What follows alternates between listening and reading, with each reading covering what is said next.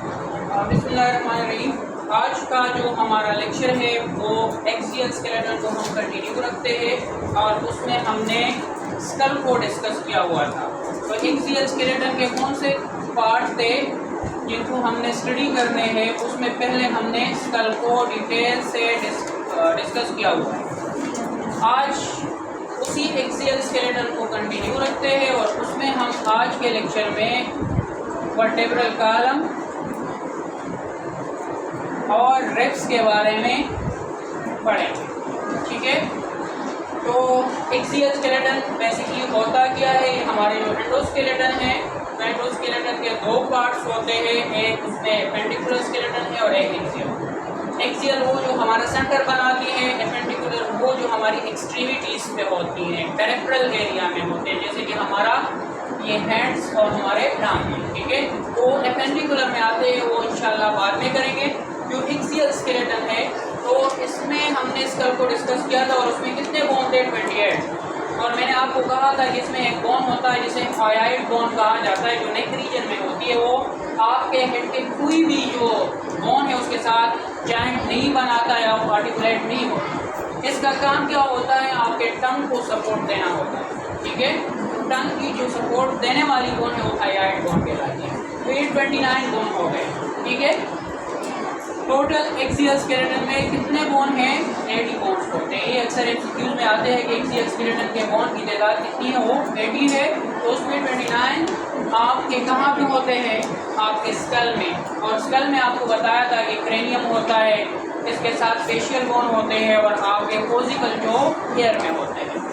Vertebral column की बात की जाए तो वर्टेब्रल कॉलम हमारे पास ये भी एक्सियल स्केलेटन का हिस्सा है और ये मोर और लेस रिजिड होता है और ये हमारा बैक बोन बनाती है और हमारे जो पूरी बॉडी है उसको सपोर्ट दे रही होती है। इसके अलावा ये मसल के लिए जो बैक साइड के ऊपर होते हैं उसके लिए साइट ऑफ अटैचमेंट भी प्रोवाइड करते हैं।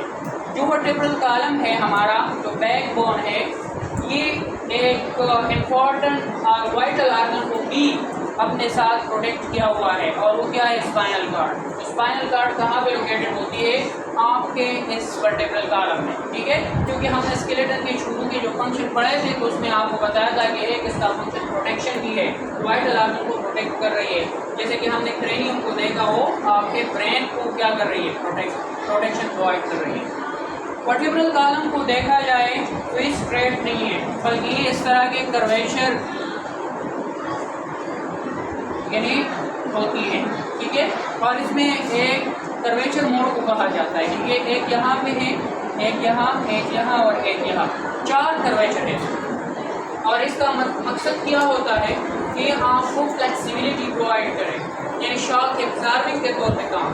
ठीक है, तो वर्टेब्रल कॉलम के जो बोन्स होते हैं उनको वर्टिब्री कहा जाता है। क्या कहते हैं उसको? वर्टिब्री। अब वर्टिब्री हमारे पास कितने हैं? 33 है। और बोन कितने हैं बैक बोन में?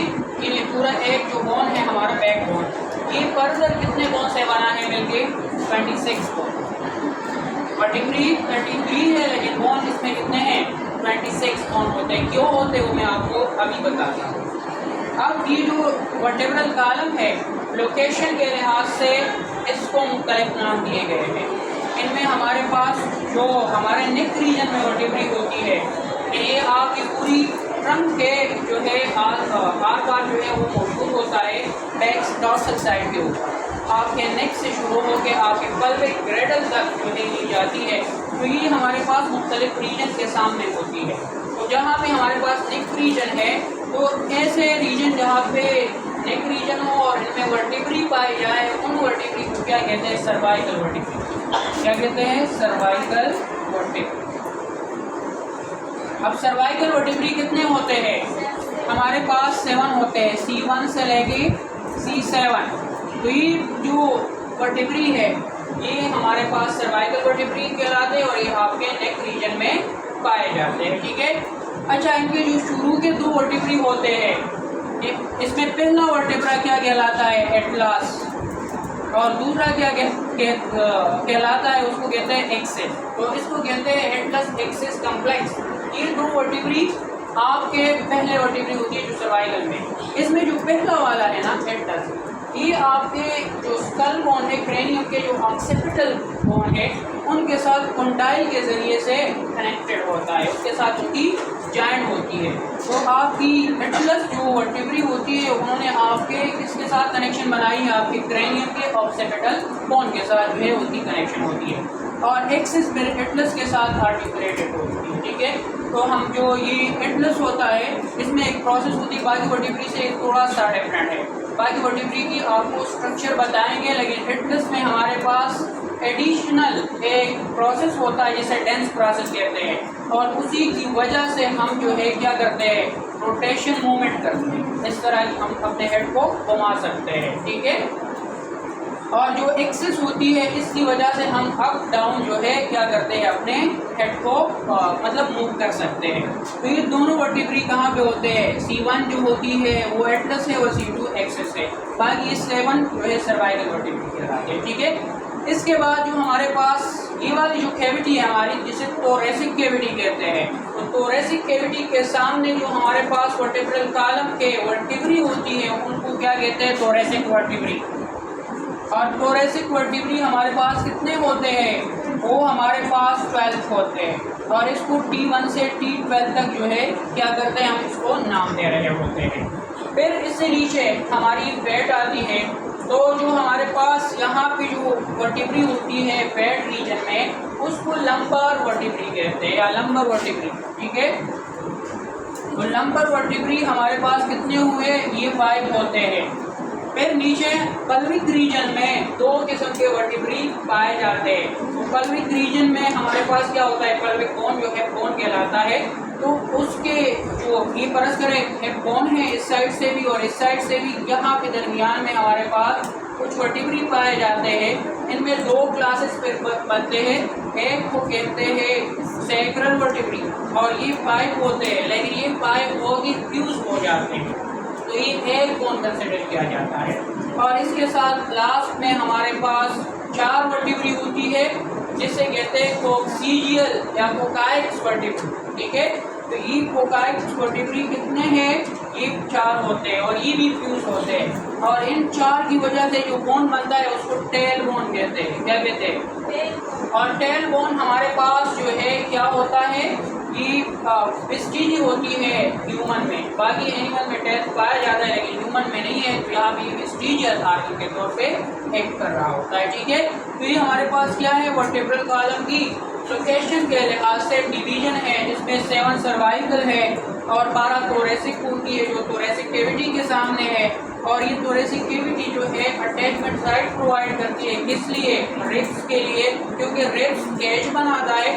केज आउटसाइड मतलब डॉर्सल साइड के ऊपर भी आर्टिकुलेट होती है और आपके सामने भी आर्टिकुलेट होती है। तो डॉर्सल साइड के ऊपर ये किसके साथ आर्टिकुलेट होती है, वो आपके थोरेसिक वर्टिब्री के साथ आर्टिकुलेट होती है। फिर उससे नीचे 5 जो है हमारे पास लंबर वर्टिब्री है, और उसके बाद हमारे पास क्या है, सैक्रल है 5, और 4 जो है कोकाइक्स है, लेकिन ये दोनों जो है ये फ्यूज बन जाते हैं, तो लिहाजा वर्टिब्री टोटल 33 है, लेकिन बोन इनकी वजह से 26 बन जाते हैं। तो वर्टिब्रल कॉलम में अगर कोई पूछे कि कितने बोन होते हैं, 26 बोन होते हैं। ठीक है, अब एक वर्टिब्री की अगर हम बात करें, एक वर्टिब्री की अगर बात करें हमारे पास, तो एक वर्टिब्री की स्ट्रक्चर यू होती है।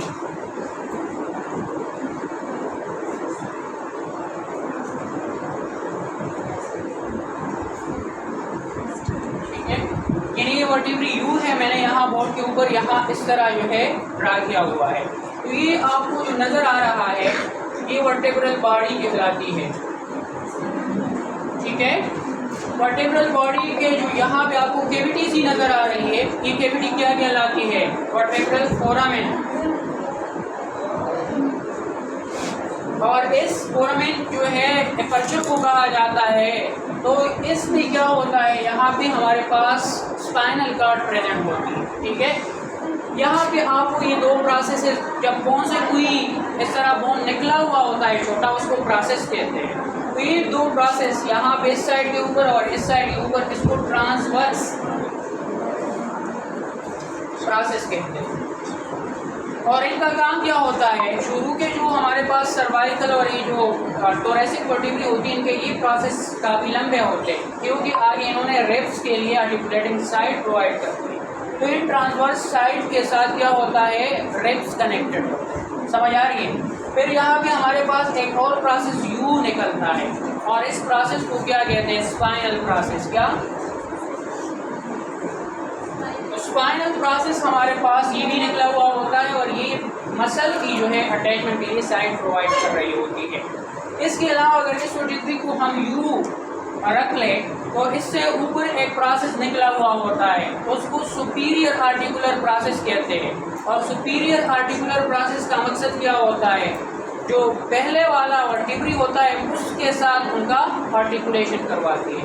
यानी ये वर्टिब्री है, इसके ऊपर यू वर्टिब्री और पड़ी हुई है, तो यहाँ जो ट्रांसवर्स सुपीरियर आर्टिकुलर प्रोसेस है उसके साथ ये अटैच होती है। ठीक है, दो वर्टिब्री के दरमियान डिस्क होता है, वो मैं आपको बताऊंगा, लेकिन इसके अलावा वर्टिब्री आपस में भी कनेक्टेड होते हैं। तो सुपीरियर जो होता है वो पहले वाले के साथ कनेक्टेड होता है और जो इंटीरियर है वो नीचे वाले के साथ जो है आर्टिकुलर प्रोसेस इसके ज़रिए से कनेक्टेड होती है। तो ये क्या है, एक वर्टिब्री की आपके सामने स्ट्रक्चर रखी।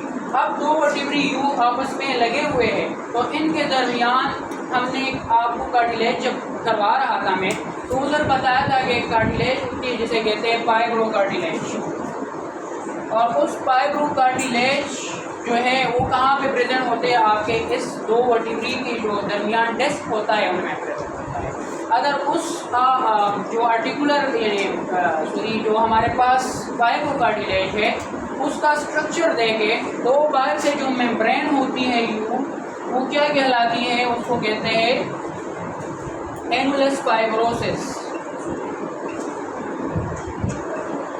और इसके दरमियान फ्लूइड होती है उसको कहते हैं न्यूक्लियस पल्पोसिस।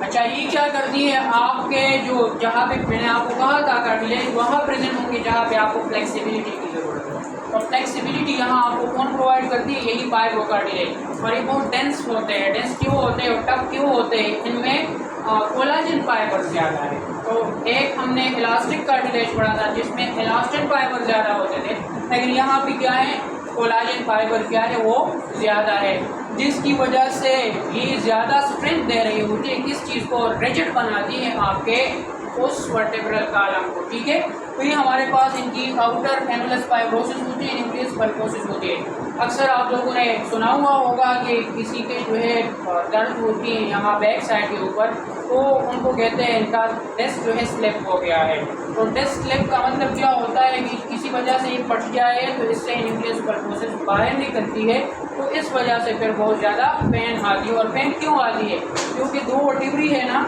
इनके दरमियान हमारे पास नर्व आती है, मुख्तलिफ किस्म के जो स्पाइनल नर्व है वो भी यहाँ से गुजर रहे होते हैं, तो उनके ऊपर प्रेशर आता है जिससे आपको पेन की सेंसेशन होती है। तो ये हमारे पास क्या है, वर्टेब्रल कॉलम, और वर्टेब्रल कॉलम की जो है जिसमें वर्टेब्रा पाया जाता है, और वर्टेब्रा की जो है हमने आपके सामने स्ट्रक्चर रखी हुई है। तो ये वर्टेब्रल कॉलम में टोटल 26 बोन बन गए और 33 वर्टेब्रा बन गए।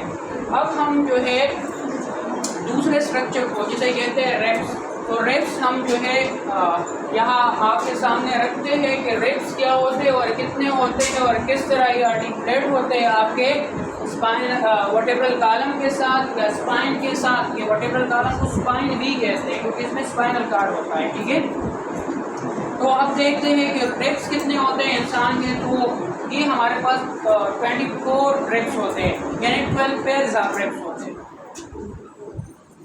12 पेयर्स ऑफ रिब्स पाए जाते हैं इंसान में। ठीक है, तो इनमें जो शुरू के 10 होते हैं ना, 10, वो ट्रू रिब्स कहलाते हैं। सॉरी, ये जो हमारे पास 10 होते हैं ये डायरेक्टली अटैच होते हैं किसके साथ, आपके स्टर्नम के साथ। जो रिब्स होते हैं यहाँ पे एक और बोन भी पाया जाता है, उस बोन को कहते हैं स्टर्नम। क्या कहते हैं, स्टर्नम।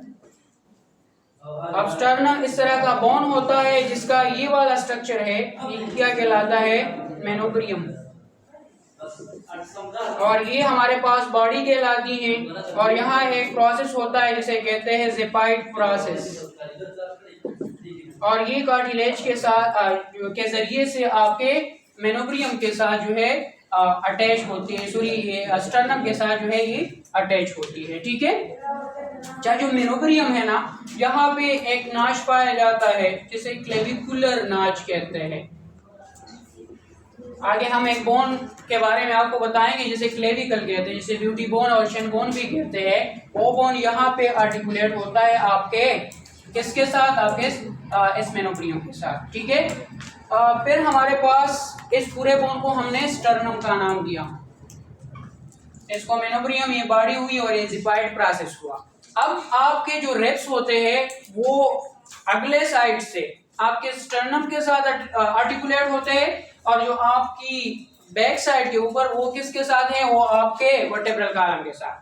तो वर्टेब्रल कॉलम के साथ कितने हमने रिब्स आपको पढ़ाए कि 24 होते हैं, तो 24 जॉइंट्स आपके बनते हैं, 12 पेयर होते हैं, एक इस साइड के ऊपर एक इस साइड के ऊपर। ठीक है, ये एक केज लाइक स्ट्रक्चर बनाती है। और रिब्स का काम क्या होता है, रिब्स आपके वाइटल ऑर्गन को प्रोटेक्शन प्रोवाइड करती है, और वो वाइटल ऑर्गन क्या है, हार्ट है, लंग्स है, तो सारे कहाँ पे पड़े हुए हैं, वो आपके इस कैविटी में। और इसको जो प्रोटेक्शन मिलती है वो कहाँ से मिलती है, आपके रिब केज के जरिए से। ठीक है, तो मैंने आपको कहा कि पिछले साइड से ये 24 बनते हैं जॉइंट्स। ठीक है, और हमारे पास अगले साइड से जो डायरेक्टली अटैच होते हैं कोस्टल कार्टिलेज के जरिए से वो 10 होते हैं। ठीक है, एंड 10 में हमारे पास जो 7 होते हैं वो अलग अलग से जो है किसको कोस्टल कार्टिलेज के जरिए से स्टर्नम को अटैच होते हैं, जिसकी वजह से हम 7 आउट ऑफ 10 को ट्रू रिब्स कहते हैं।